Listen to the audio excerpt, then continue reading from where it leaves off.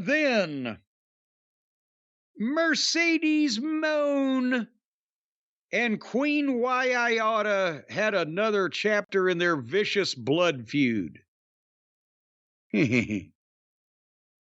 Remember when I mentioned last week, who was it? It was Margaret Cho. Or was it Emi Sakura? Same difference. They've established Camille as this giant that towers over Mercedes. She's very voluptuous, the opposite of Raquel Rodriguez.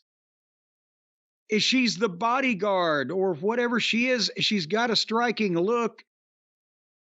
And the first thing they do 3 weeks into this thing is have Emi Sakura fucking pushing her around and bumping her, and she gets no retribution. Now this girl got to bump Camille around and woman handle her in some fashion with no retribution. And then Mercedes is the one that turns around and stops the girl for the heat. It ought to be the opposite way around. That's the opposite of correct. Get your baby face over by establishing that Mercedes can't handle her straight up, one-on-one, eye-to-eye, and have Camille do something from behind to allow Mercedes to be able to take over. Camille earns her money as the bodyguard. Mercedes gets more heat as the heel.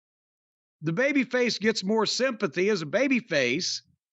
And you're building Camille for the eventual showdown with somebody that may be her size and as physically intimidating as she is.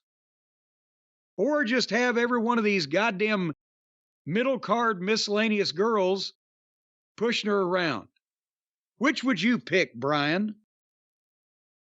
Obviously, this doesn't do anything to help Mercedes Moné and nothing to help Camille.